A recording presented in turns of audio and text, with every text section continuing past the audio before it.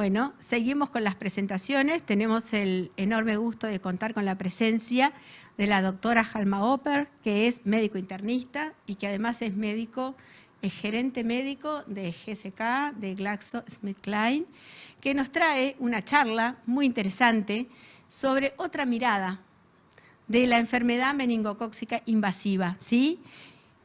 Y el título nos dice mucho. Quien vivió un caso no se olvida, ¿sí? Y es muy importante para contarnos una historia y ver en la situación que podemos tener en algún momento y qué pasó con eso, ¿sí? Así que nos parece sumamente importante esta charla que nos va a dar la doctora para justamente mirar la otra cara de esta enfermedad meningocócica. Muchas gracias.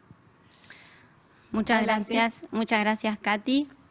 Bueno, buenos días a todos. Un gusto nuevamente estar aquí en una jornada más de la Sociedad Uruguaya de Pediatría. La verdad que es un placer, venimos acompañando en cada jornada y tenemos la suerte de tener este espacio para poder acercarnos a ustedes.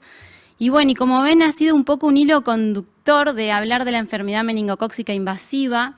En charlas anteriores hablamos sobre grupos de riesgo. Y en esta, como bien nos decía la profesora Pinchak, queremos darle otra mirada. Así que como está en el título, van a ver que se trata de eso. Quien vivió un caso no se olvida de su impacto. Bueno, ya dijimos que mi declaración de conflictos de interés es que trabajo para el laboratorio en forma full time. Y para empezar, datos. Me gusta mucho poner números. Ya sabemos que Uruguay tiene una población pequeña de 3.4 millones de habitantes. Y en esa población, en el 2018, ocurrieron 27 casos de enfermedad meningocócica invasiva, de los cuales 10 fueron provocados por el serogrupo B. ¿Qué pasó en 2019? En 2019 aumentaron los casos a 31 casos y también casi se duplica, podríamos decir, los casos por serogrupo B, a 19 en total. ¿Qué pasó en el 2020, verdad? Este año tan especial, complicado, pero que además de la pandemia, ¿qué nos ha dejado? Como ustedes ven ahí, los datos que tenemos de nuestro Ministerio de Salud es que de lo que fue enero a junio, por ejemplo, hubieron 4 casos de enfermedad meningocócica invasiva, 3 de ellos provocados por serogrupo B. Este es un año muy especial porque sabemos que las medidas que estamos adoptando de prevención para no transmitir el coronavirus han hecho que, por otro lado, también disminuyan otras enfermedades infectocontagiosas. No solamente las medidas de usar tapaboca, alcohol en gel, frecuente lavado de manos, sino también el hecho de que, en el caso nuestro de los niños, han disminuido su asistencia a las escuelas. Sabemos que el 80% de nuestros niños van a las escuelas públicas y que, lamentablemente, cuando se retorna a las escuelas, no todos han podido ir todos los días, que esperamos que eso sea un cambio para el año que viene. Pero bueno, visto eso, vemos que han disminuido mucho este tipo de enfermedades, pero sabemos que no desaparecen. Entonces debemos tomar este año 2020, que ya termina, y el 2021, o quizás también todo este proceso de vacaciones, entre comillas, de todo lo que es el periodo escolar, para aprovechar primero a ver los carnés de vacunas de nuestros niños que estén completos, ¿verdad? Aquellas vacunas que son obligatorias en nuestro esquema, tenemos que aprovechar esta oportunidad de que todos nuestros niños mejoren esas coberturas. Hay información también de nuestro país, de nuestro ministerio, que nos habla que han disminuido las coberturas vacunales, claramente porque, bueno, los niños están concurriendo menos a sus controles y por ende se pueden dejar para atrás algunas dosis del esquema. Pero bueno, como les decía, es un año especial y nosotros queremos recalcar que si bien han disminuido este tipo de enfermedades, como decía recién, no van a desaparecer. Entonces queremos mostrarle algunos otros números. ¿Qué fue lo que pasó con la vacunación específicamente con Bexsero? Y aquí me voy a detener un poquito porque voy a contar una pequeña historia. Bexsero se lanza en Uruguay en agosto del 2018, pero ya a finales del 2017, muchos de ustedes recordarán, ocurrieron algunos casos de enfermedad meningocócica que han salido, o que salieron, mejor dicho, en aquel momento, a la prensa. Y ahí hubo un gran ruido, por decir, o alarma, y nos llamaban mucho al laboratorio, también llamaban al ministerio, también preguntaban los papás y mamás a sus pediatras acerca de, bueno, hay que vacunar, ¿está la vacuna? ¿No está la vacuna? En aquel momento, a fines del 2017, la vacuna se estaba terminando de registrar, y por ende no teníamos vacuna en ese momento. Ni bien llega la vacuna, es ese pico que ustedes ven en esa curva, que son las unidades dispensadas desde el laboratorio a los distintos vacunatorios, y ustedes ven cómo eso tuvo un aumento, porque al ver esos casos en la prensa, eso generó un poco de alarma y los pediatras y los médicos, en general, empezaron a indicar la vacuna para prevenir esta enfermedad que, si bien es poco prevalente cuando la llevamos a los números, sabemos que tiene una alta morbimortalidad. Pero vean ustedes qué pasa a partir de abril-mayo del 2019, cuando ya no se escuchan casos, si bien lo sabía, y el 2019 fue un año que, como les dije, fue en donde más casos subieron, empiezan a disminuir, empieza a diluirse esa percepción o necesidad de vacunar. Así que bueno, lo que quiero dejar con esto es, no debemos esperar a que hayan casos que nos alarmen para poder implementar herramientas como son las vacunas. Y entonces, ¿por qué es importante vacunar para la meningitis B? Porque como ustedes ya saben, y como recién les dije, es una patología con una alta morbimortalidad. 1 de cada 10 que padece la enfermedad muere y 1 de cada 5 queda con secuelas graves. Secuelas graves que pueden ir desde sorderas, pueden quedar los pacientes con convulsiones, pero también amputaciones de miembros. Y por eso es que les quiero mostrar, porque como bien decía el título, quizás no todos tuvimos enfrente nuestro un caso, pero vean ustedes este siguiente video que nos va a hablar un poco de algunas secuelas que podemos ver. Este es Andrei, y esto es lo que el meningococo puede causar. ¿Quieres saber si tu hijo está ampliamente protegido? Consulta a tu médico.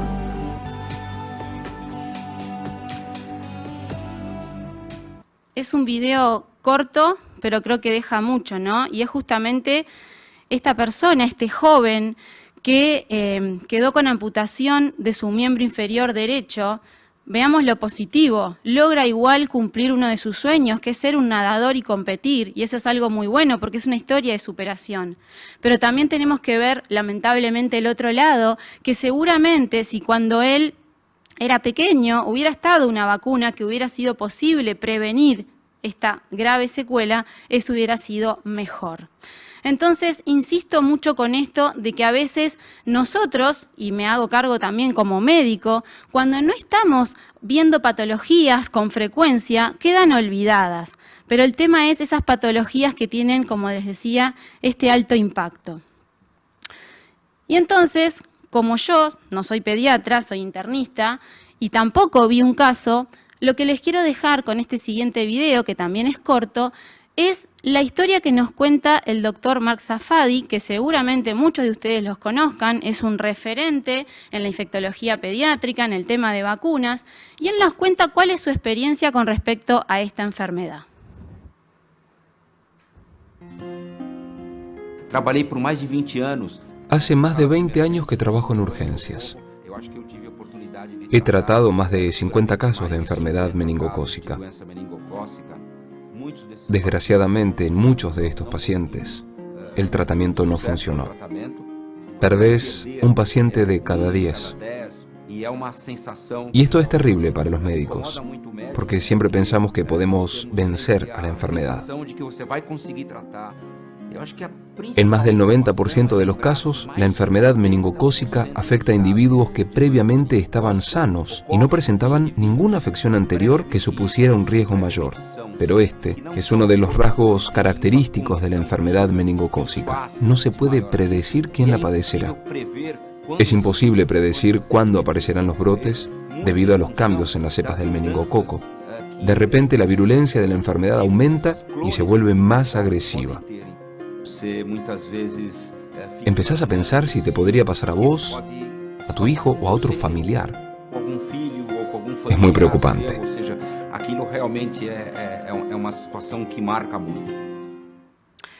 Bueno, como él termina diciendo, es muy preocupante y algo que yo destaco de lo que él nos cuenta es eso de que en más del 90% de los casos esta enfermedad ocurre en pacientes previamente sanos, es decir, en niños que tenían un buen control, eutróficos, sin ninguna patología previa. Entonces, todavía es aún más importante recordar esto. Sabemos que existen grupos de riesgo y por eso les mencionaba que el simposio de la jornada anterior lo habíamos estado hablando y esas personas están en un riesgo un poco mayor, pero también tenemos los datos de la realidad de que el 90% o más de los casos ocurren en personas previamente sanas. ¿Cuál es el desafío entonces? Y bueno, como les mencioné antes, hay una poca percepción de la necesidad de vacunación contra la enfermedad meningocócica en general. Primero, es como que hay en dos sectores de la población hay una baja percepción. Podemos hablar primero de los papás, de las mamás. En esta encuesta que se hizo en Estados Unidos, 2 de cada 3 padres desconocían que había una vacuna específica para prevenir la enfermedad por el meningococo B. Pero también nosotros, los médicos, como yo les mostraba en la historia propia de nuestro país, también tenemos una baja percepción de la importancia de esta patología y de la necesidad de vacunar. Hoy estamos pidiéndole a todos los científicos del mundo y cuanto antes que salga una vacuna contra el coronavirus y que por suerte, como hemos visto en las noticias, sabemos que para el año próximo la vamos a tener. Pero también no tenemos que olvidar las vacunas que hoy tenemos disponibles y que ayudan a salvar vidas y que no estamos utilizando. Nosotros, como laboratorio, estamos haciendo una campaña que se llama Uruguay contra la meningitis. Es una campaña que ya lleva más de 6 meses, que quizás también la han visto en las redes. Tenemos una página web, pero también ha estado en Facebook, en Instagram y seguramente quizás la hayan visto. Y lo que les quiero mostrar con la campaña es, primero, el objetivo de esta campaña, ¿cuál fue? Bueno, brindar información a la población acerca de qué se trata la enfermedad meningocócica, cuáles son esos síntomas que los papás tienen que estar atentos, cuándo tienen que consultar, pero lo que más buscábamos con esta campaña, además de informar, es que los papás fueran a cerciorarse o a terminar de entender toda esta información con su pediatra, con su médico tratante. Por eso dice conocer, consultar y actuar. Y que fuera finalmente la familia y el médico tratante quien decidieran de común acuerdo si en esos niños o en ese niño era necesario vacunar contra meningococo. Pero además de eso, le quiero mostrar, porque muchas veces hablando con colegas de ustedes, pediatras, nos dicen que pueden haber algunas barreras como puede ser el precio de la vacuna, que sabemos que no es una vacuna barata que todo el mundo pueda afrontar, quizás, sobre todo cuando las familias que tienen más de un hijo y demás, pero vean ustedes los comentarios que van llegando a través de esta campaña. El 34% de los comentarios que se vieron fueron testimonios, personas que cuentan su historia, si han vivido un caso, si fue un familiar cercano y lo cuentan. Un 30% son comentarios positivos, por ejemplo, agradeciendo por la información, agradeciendo por la campaña y demás. Y recién en tercer lugar vemos que en un 8% de esos comentarios hablaban acerca del precio. Lo preguntaban y también decían muchas personas que les parecía cara. Pero ocupa un tercer lugar en todos estos comentarios. Y es por eso que creo que si bien estamos de acuerdo en que no es algo barato, también hay que poner en la balanza que es barato cuando uno está hablando de prevenir una enfermedad con secuelas importantes como las que vimos de este paciente hace un momento. Así que bueno, los invito a con todo esto seguir reflexionando y ¿por qué vacunar específicamente contra meningitis y por qué vacunar específicamente contra meningitis B? Bueno, el primer por qué es porque en el caso de Uruguay tenemos un 64%, un 64,5% de los casos de enfermedad meningocócica invasiva ocurren en niños menores de 6 años. Así que vean ustedes, es el primer pico de incidencia en nuestro país.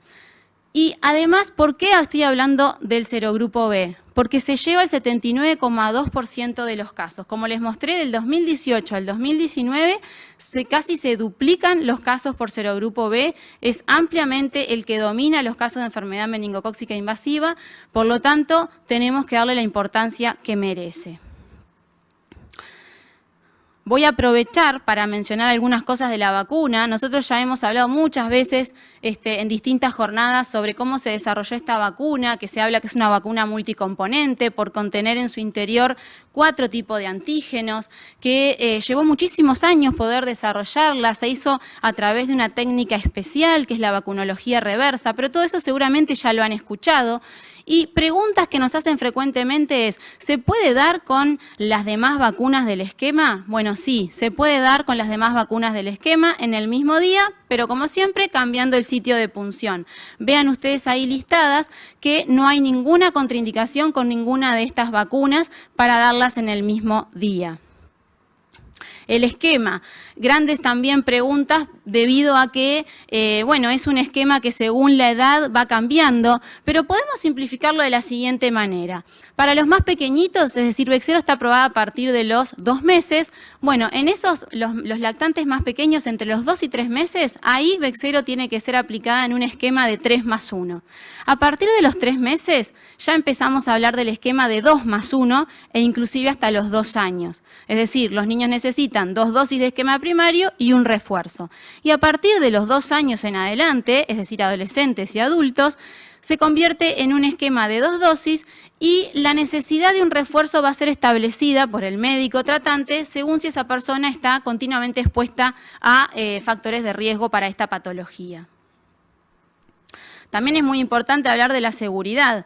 En cuanto a seguridad y eventos adversos, también lo venimos mencionando mucho. Bexsero es una vacuna segura, tiene eventos adversos frecuentes como cualquier vacuna, como son los eventos locales en el sitio de inyección, y destacan sí en los lactantes o en los niños pequeños la fiebre. Se vio que Bexsero es una vacuna que es más reactogénica que el resto. Esto puede ser debido a, a su conformación de multicomponente, y también se ha visto que más frecuencia de fiebre cuando la damos con las vacunas del esquema. Pero nada grave, es decir, algo que se puede mejorar haciendo profilaxis de esta fiebre con paracetamol, por ejemplo, y también tenemos datos acerca de eso, de que no hay ninguna interacción en la eficacia posterior ni de Bexsero ni de las vacunas, del resto de las vacunas del esquema. Así que nada grave ni ninguna contraindicación. Y en el caso de los más grandes, adolescentes y adultos, se han visto también los mismos eventos locales y más sistémicos, malestar general, y la fiebre aquí ya no es tan frecuente. Ya estoy terminando y antes de terminar, lo que les quiero mostrar es un último video en donde nos va a hablar una pediatra española que, además de ser pediatra y dedicarse a ver niños en emergencia y haber tenido casos también de enfermedad meningocócica, ella lo ha padecido ella misma en su infancia. Escuchémosla. La primera vez que yo vi una sepsis meningocócica era R2 de pediatría. Nadie te prepara para la incertidumbre. Nadie te prepara para esta pregunta que te hacen los padres. Pero, ¿va a sobrevivir? Nadie nos prepara como profesionales para contestar estas preguntas. Cuando realmente lo vives delante del paciente y ves cómo las petequias, esas pequeñas manchas rojitas que salen en el cuerpo, le van saliendo al niño por minutos, compruebas por ti mismo cómo el niño se va deteriorando en horas, es inevitable, como pediatra, como profesional y como madre, sentir miedo. Sentir miedo porque todas las estadísticas que has estudiado, todas las cifras de la sepsis meningocócica vienen a tu cabeza. Sientes la presión de que sabes que todo tiene que ir muy rápido, es muy difícil de gestionar.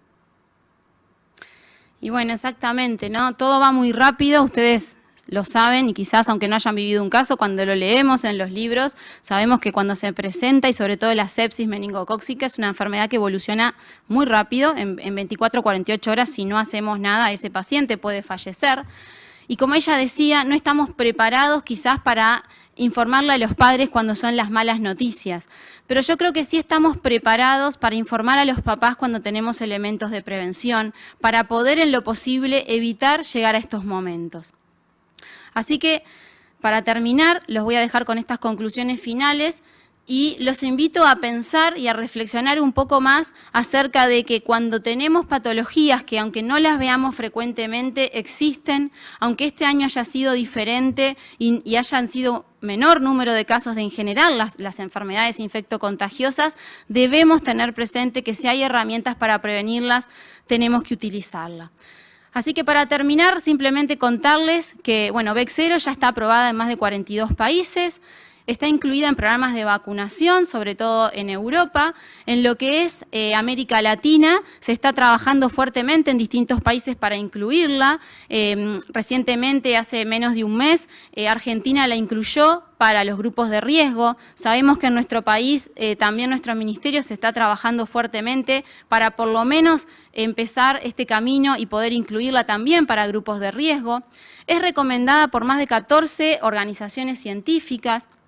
35 millones de dosis distribuidas alrededor del mundo. Eso nos habla no solamente del impacto, sino también de la seguridad de la vacuna, ¿verdad? Seguimos viendo datos de seguridad a lo largo de los años de que se mantiene que es una vacuna eficaz, segura y con datos de impacto en distintos países que ya la han implementado, donde se observa posteriormente a su implementación el descenso significativo de los casos de enfermedad meningocócica.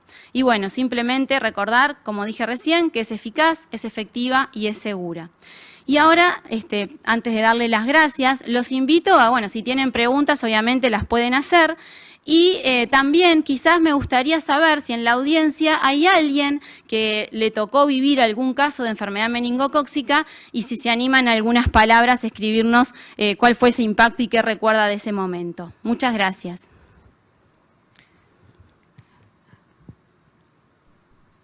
Bueno, acá estoy viendo... Acá te hago. Sí. Bueno, muchísimas gracias, doctora. La verdad que interesantísima la presentación. Es una enfermedad grave, muy grave. Si bien tiene una prevalencia no muy alta, el que le toca, la verdad, es muy complejo el abordaje y el seguimiento de todos estos pacientes a lo largo de toda la vida. Así que, bueno, tenemos algunas preguntas. ¿Cuáles son los países latinoamericanos que incluyeron ya la vacuna? Bueno, como les comentaba recién, a nivel de lo que es Latinoamérica, se está trabajando fuertemente para la inclusión en calendario en forma universal, ¿verdad? Para vacunar en Latinoamérica se sigue viendo mucho algo que nos pasa en Uruguay, que ese primer pico de incidencia es en los menores de 5, de 6 años. En algunos países se ve todavía más en los menores de 2. Pero en realidad por ahora no está en los esquemas, pero sí, como les dije recién, hace menos de un mes Argentina hizo su comunicado desde el Ministerio de Salud que la incluyó para los grupos de riesgo. Y creo que ese es un primer camino, bueno, para empezar a recorrer, para lograr después una vacunación más universal de los niños. Perfecto. Y la segunda pregunta es, ¿cuáles son los factores de riesgo con los que se recomienda la vacuna? Bien, cuando hablamos de los grupos de riesgo, digamos, sabemos que primero, bueno, hay algunos factores como es el tema del hacinamiento. También, por ejemplo, eso lo podemos ver y siempre se ha hablado mucho de esos viajes a la Meca, donde se acumulan muchas personas. Ustedes saben que la transmisión de esta bacteria, de la Neisseria meningitidis, se da a través de las gotitas respiratorias. Entonces, cuando uno está muy junto, alguien estornuda o al hablar, ustedes ahora que tenemos todos hemos visto las fotos de cómo se transmite el coronavirus, tenemos súper claro cuando salen esas gotitas respiratorias. Bueno, entonces el hacinamiento es justamente un factor de riesgo que predispone. También dentro de los grupos de riesgo hay enfermedades que inmunodeprimen a los pacientes, como puede ser el caso del HIV, como puede ser el caso de pacientes esplenectomizados, que también tienen recomendadas las vacunas, en este caso contra el meningococo y otras también. Bueno, el tabaquismo se ha considerado también como un factor de riesgo. También, por ejemplo, en los reclutas militares, todo el tema también del hacinamiento. A veces también me han llegado, aprovecho esta pregunta, consultas al laboratorio acerca de qué hacer cuando los jóvenes viajan. En este momento no estamos viajando, pero antes viajaban, por ejemplo, a intercambios estudiantiles. Y ahí también se recomienda, obviamente siempre hay que tener en cuenta la epidemiología del país a donde uno va a viajar. Pero a veces si van a hacer intercambios y a vivir en universidades, ahí es donde se han visto picos de incidencia y también se recomienda vacunar contra la enfermedad meningocócica. ¿Los médicos? Bueno, muy bien, me había olvidado, un grupo de riesgo importante, el personal de la salud y sobre todo los médicos y sobre todo aquellos que trabajan en contacto con la bacteria. Por ejemplo, personal de laboratorio también estaría incluido en este grupo de riesgo que tiene la indicación. Perfecto. ¿Hay preguntas? No, esa ya está. ¿Alguna más?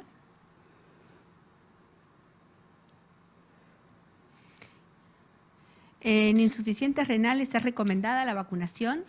A ver, los pacientes con insuficiencia renal, primero, la vacuna no está contraindicada en la insuficiencia renal, ese es el primer punto, y por otro lado, no forman parte de lo que son los grupos de riesgo para esta patología, pero si ese paciente está en un entorno donde vemos que hay mayor predisposición, puede darse la vacuna, o sea, no hay ninguna contraindicación con esas patologías. Ahí vemos algunos comentarios. Donde de la doctora Carmela Grosso, tuvo la experiencia cuando recién comenzaba en la puerta de emergencia en un centro de salud de ACE. Es realmente como cuenta la doctora, las petequias aparecen muy rápido, el paciente se va deteriorando rápidamente. Esto es un cuadro muy dinámico, es verdad. Y la espera del traslado pediátrico es realmente estresante y angustiante. Sí, estamos de acuerdo con Carmela, es así. El que vivió una vez esta situación, la verdad que es muy estresante. Así que muchas gracias por el aporte, Carmela. Sí, muchas gracias. Y bueno, si no hay más preguntas o comentarios, los invito, la semana que viene está la jornada de emergencia pediátrica, donde ahí también tenemos un espacio para un simposio, donde voy a compartir con el doctor Prego y vamos a estar tocando más la patología, cómo la ve el médico desde el punto de vista de la entrada, de la emergencia y todos estos aspectos que, como tú decías, Katy, son tan importantes por la velocidad y el dinamismo con lo cual se da esta patología. Así que los invito también a escucharnos por ahí. Bueno, muchísimas gracias, Alma. Creo que es muy importante que Uruguay siempre fue líder en vacunación. La población entendió lo que es la vacunación y de las cosas que nosotros nos salvamos por estar todos vacunados. Así que creo que en esta instancia el grupo de expertos nuestros, que tiene muchísima experiencia en vacunas, está trabajando sobre esta vacuna también. Así que, bueno, tendremos novedades en breve y mayor información de esta vacuna en el Congreso de Emergencia, la mirada de el que traslada y el que recibe un paciente con estas características. Así que a estar presentes en el Congreso. Gracias, Alma. Muchas gracias a ustedes. Gracias a todos.